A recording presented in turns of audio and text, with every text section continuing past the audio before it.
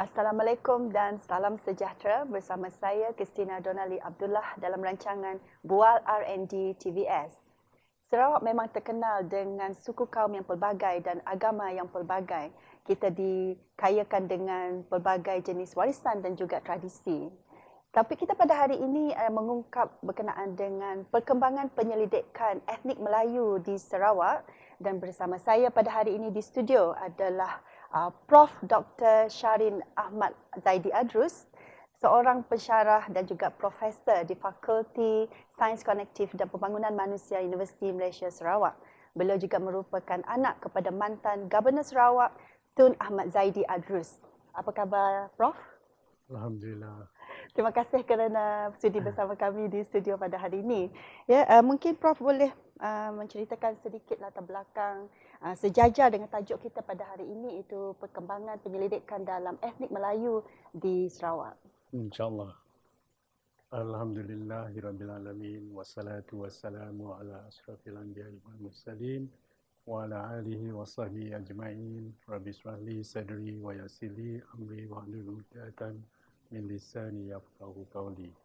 Terima kasih Dr. Christina kerana menjemput saya untuk temu bual R&D pada pagi ini.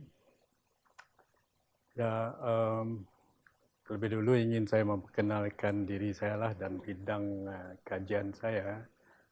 PhD saya adalah dalam bidang Information Science and Technology, tapi spesifik penyelidikan yang diminati saya adalah dalam knowledge management di dalam organisasi dan juga di dalam community.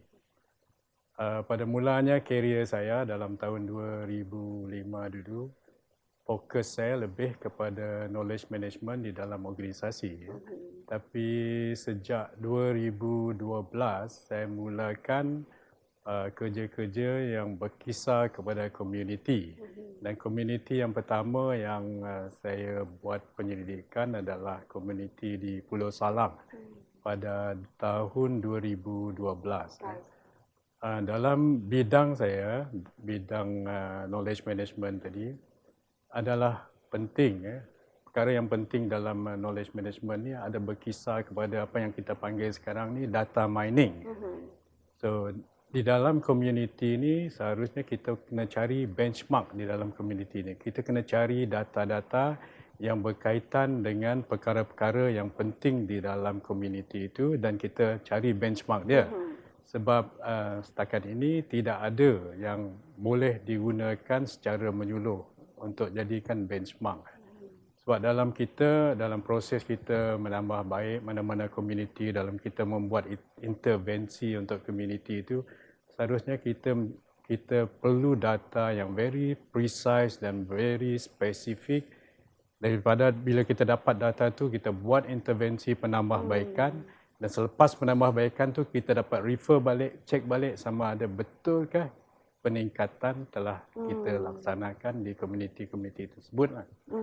So pada tahun 2014 tu saya ditempatkan di Institute of Borneo Studies di UNIMAS. Jadi Institute of Borneo Studies ni memang fokus dia kepada community. Selain daripada Borneo Studies tu, tapi kita punya fokus tu kepada community. Dan di Institute of Borneo Studies itu juga ada beberapa kerusi. Kerusi ini merupakan funding untuk grant-grant penyelidikan. Dan satu daripada kerusi yang ada di sana adalah kerusi Nusantara. Selain daripada itu ada kerusi Dayak, ada kerusi Tun Taib dan juga ada kerusi Sino Borneo. So daripada kerusi-kerusi ini keluarlah grant-grant untuk penyelidikan tadi lah pelbagai komuniti. So di semasa di Institute of Borneo Studies tu kita mula mencipta satu instrumen untuk mengukur prestasi komuniti tadi. Sebab setakat ni belum ada instrumen yang boleh digunakan untuk mengukurkan prestasi-prestasi komuniti ini. So ini adalah beberapa geran yang Prof telah pun sebutlah kan, tapi kita melihat kepada ada tak potensi geran dari luar yang mungkin bukan daripada institut itu sendiri? Dari Kerajaan Negeri Sarawak memang ada geran. Daripada beberapa agensi di luar lah, agensi-agensi kerajaan pun memang ada grant. Betul.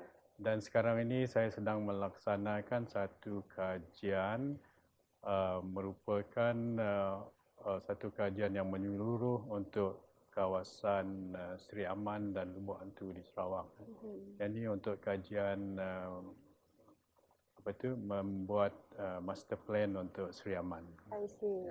Bandar itu sendirilah Prof akan Ya. juga melihat kepada komuniti-komuniti Melayu di persekitaran. Satu daripada dasar dalam plan menentukan membuat plan ini, kita mesti memahami dulu macam mana keadaan komuniti-komuniti di sekitar kawasan itu di Seri Aman. Dari situ kita mahu mengetahui apa keperluan mereka, apa kekuatan daripada mereka, apa perkara-perkara sumber-sumber yang boleh diguna pakai untuk memperkasakan segala pembangunan dalam pelbagai bidang di kawasan itulah. So that what mean to say, penyelidikan ni penting sebelum kita melaksanakan apa-apa intervensi ataupun penambahbaikan ataupun pembangunan di mana-mana komuniti. Kita tak mahu nanti kita buat sesuatu tapi perkara tu dibuat tapi tak diperlukan. So that's why kajian ini adalah merupakan perkara yang penting. Dalam era ni kita tak nak buat sedikit mistake pun kalau boleh lah. Betul. Whatever we want to do, it has to be precise, it has to be accurate, it has to be meeting the needs and requirement of the community. Ada sepanjang membuat penyelidikan ini, ada tak limitasi yang Prof hadapi? Limitasi memang banyak, grant memang tak pernah cukup. Itu yang limitasi yang besar sekali. Betul. Kebanyakan grant penyelidikan yang kita dapat adalah khusus untuk penyelidikan sahaja. Sebab kita ni temu bual R&D kan, bahagian development tu tak ada. Sebab kebanyakan grant ni memang tidak meliputi development stage tu. Okay. Dia kalau katalah kalau kita buat satu penyelidikan yang berbentuk action research, bermakna bukan hanya kita nak menyelidiki sesuatu perkara, mengenal pasti apa kelemahan itu, tapi kita hendak menyelesaikan masalah itu sekali. Itu dipanggil action research. Grant-grant penyelidikan kita tak sampai ke situ lah. Itu so mungkin kita pihak kerajaan negeri mungkin ada lagi peluang lain yang boleh kita tap to do the development kan, dan juga inovasi baru. Betul. Dan kalau bolehlah, penting sekali grant penyelidikan untuk mentransformasikan komuniti di luar bandar. Sebab kita tak maulah yang komuniti-komuniti kita di luar bandar ini terabai. Betul. Yang kita nak kalau boleh kita optimize dia punya potential of the community itu supaya komuniti itu menjadi komuniti yang lestari dan boleh membantu mana-mana komuniti lain yang lemah. Itu hasrat kerajaan sebenarnya, tapi hanya boleh dilaksanakan melalui research and development. Itu dia punya dasar bagi saya lah. Betul. Sebelum kita buat apa-apa penambahbaikan tu, kita pastikan bahawa penambahbaikan tu memang tepat. Memang betul. So itu mungkin current situation yang kita boleh kenal pasti dahulu sebelum kita menjalankan sesuatu penyelidikan tersebut. Yang ada Prof juga tadi kita bincang sebelum kita mulakan temu bual ini, iaitu Prof melihat kepada daripada segi kebajikan, daripada segi sumber manusia, pendapatan, kan? Betul Prof? Betul. Dalam banyak-banyak penyelidikan yang Prof dah dapat, ada tak dapatan yang paling signifikan tak yang kita boleh kongsikan? Okey. Katakan di kawasan orang Melayu di luar bandar lah. Perkara yang kita dapatilah yang paling penting sekali, mungkin di komuniti-komuniti lain. Ya, termasuk komuniti orang Ulu yang pernah saya pergi, masuk juga komuniti Dayak. Perkara yang paling penting sekali adalah pendidikan, soal pendidikan. Tahap pendidikan tinggi di luar bandar itu memang amat rendah sekali lah. Sebab dalam pendidikan yang saya telah buat juga dan didapati bahawa fakta pendidikan ini merupakan satu fakta yang berkait dengan semua fakta-fakta yang lain. Mana kalau pendidikan tu dinaikkan, bermakna dari segi ekonomi, dari segi kesihatan, dari segi yang lain-lain itu semua boleh naik. Banyak lagi faktor-faktor lain yang Prof akan sebut selepas ini. Kita akan berhenti seketika.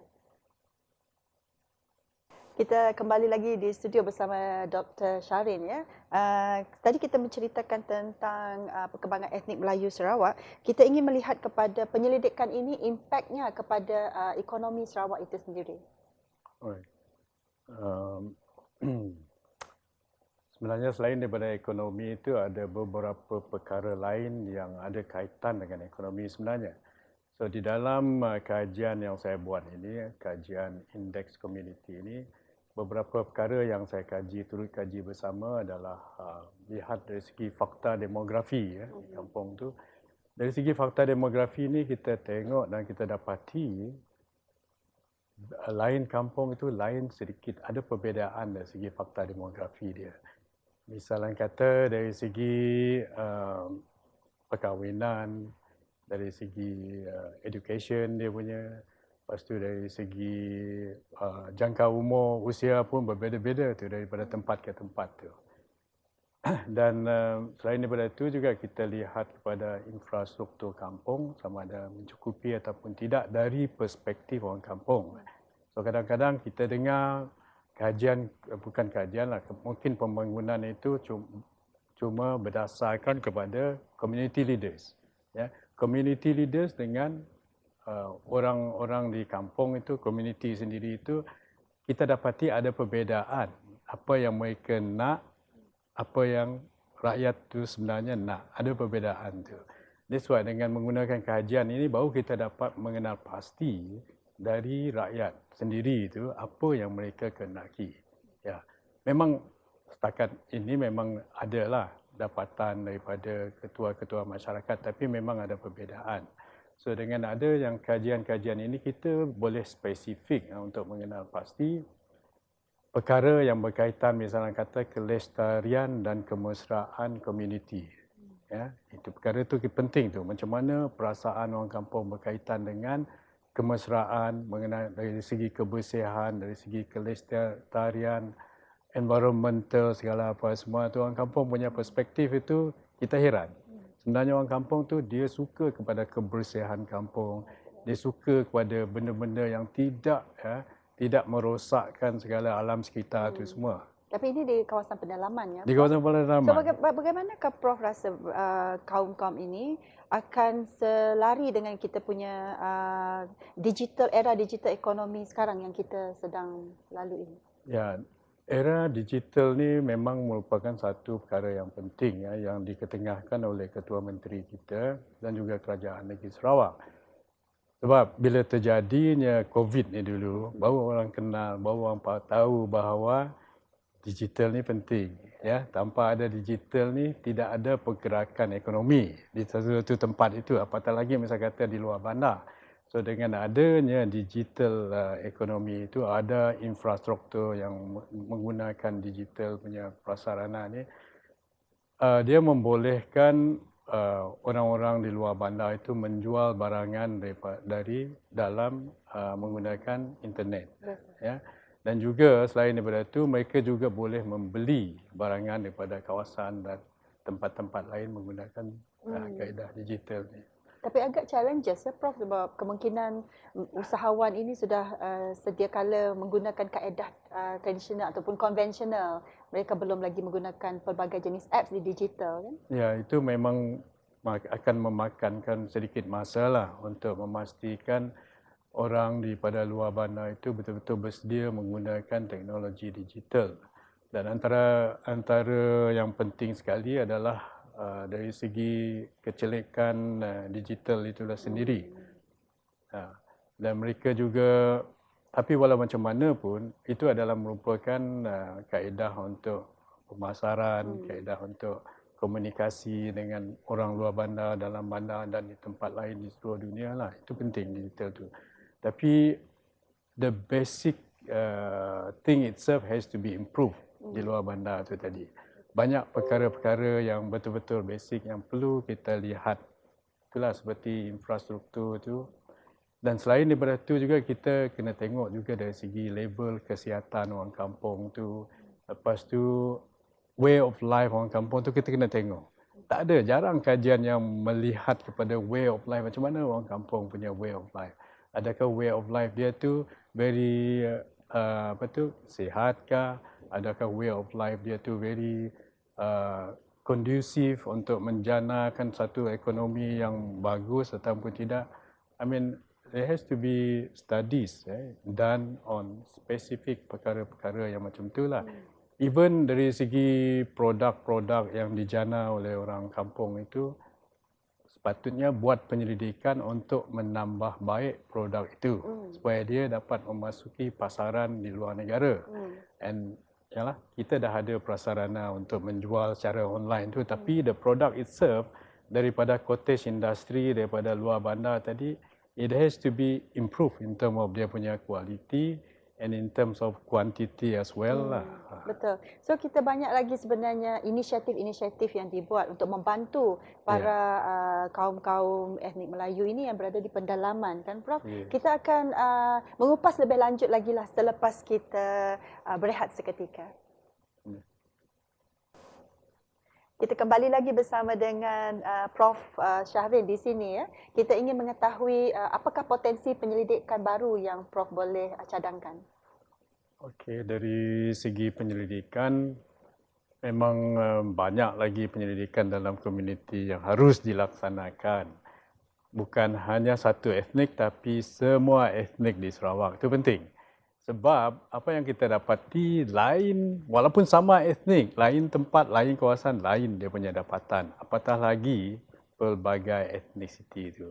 So dalam kita cuba untuk memastikan, mengoptimasikan performance daripada semua komuniti itu, dan kita punya pendidikan tu harus spesifik satu-satu komuniti itu. Betul. Jadi itu adalah potensi yang ada ya Prof. Kemungkinan Prof boleh mengkonklusikan, memberi sedikit kesimpulan terhadap perbincangan kita pada hari ini Prof. Okey, sebagai konklusi lah, saya adalah merupakan satu pengharapan saya sebagai penyelidik yang juga ramai penyelidik-penyelidik di negara ini dan negeri Sarawak ini ialah kepada semua pemegang taruh di luar sana, perbanyakkan geran-geran penyelidikan lah dalam pelbagai aspek komuniti ini untuk membolehkan pengkaji supaya dapat mengkaji dengan lebih mendalam perkara-perkara yang kritikal yang boleh menaik taraf serta mengoptimize segala apa yang kurang dari segi performance di komuniti-komuniti luar bandar supaya komuniti luar bandar kita ni akan dapat menjadi sebuah komuniti yang lestari lah, di mana akhirnya nanti komuniti di luar bandar kita dapat menyumbang kepada ekonomi negara dengan sebanyak mungkin dan sebaik mungkin. Supaya kita pada masa itu nanti dan komuniti luar bandar itu tidak ketinggalan. Itu yang penting. Betul. Jadi kita memperbanyakkan lagi geran-geran yang kalau boleh daripada pemegang taruh di luar ya. Ya, geran-geran kalau boleh bukan hanya untuk research tapi juga termasuk developmental aspect ya. So R&D aspect, mana terus kepada intervensi dan development kalau boleh. Geran-geran dalam social sciences ni memang amat berkurangan kalau dibandingkan dengan yang sciences. So kalau untuk develop kita punya komuniti luar bandar tu harus ada fokus, kerajaan harus fokuskan geran-geran itu kepada aspek social sciences itu, kerana itu adalah merupakan penting untuk mengubahkan sesuatu komuniti itu harus mengubahkan dari segi social aspect dia. One of the very important thing adalah kita nak ubah dari segi cognition dia, cognitive transformation of community kita itu ke arah satu transformasi yang mana kita punya community itu lebih dynamic, lebih progresif dan lebih berjaya. Itu pentingnya. Jadi untuk kita membuat satu-satu transformasi ini memang memerlukan kerjasama daripada pelbagai even not only government, NGO dan juga pemegang taruh ya. Betul. Ya, jadi dan itu memang betul. Perlu sekarang ni kita memastikan bahawa semua pemegang taruh itu bekerjasama dalam satu sinergi untuk memastikan kejayaan semua. Kita tak nak nanti ada pertindihan Betul, berlaku. Prof. Terima kasih, Prof, di atas semua intipati dan perbincangan yang kita telah pun buat pada hari ini. Di sini sekiranya kita ingin memperkembangkan satu-satu komuniti dan etnik di Sarawak ini adalah paling penting adalah langkah-langkah kerjasama daripada semua, daripada kerajaan, daripada NGO, daripada pemegang taruh untuk mempelbagaikan lagi dan memperbanyakkan lagi geran-geran penyelidikan di luar sana. Dengan itu kita mengakhiri rancangan Bual R&D kita pada hari ini bersama saya Christina Donali Abdullah. Assalamualaikum dan salam hormat.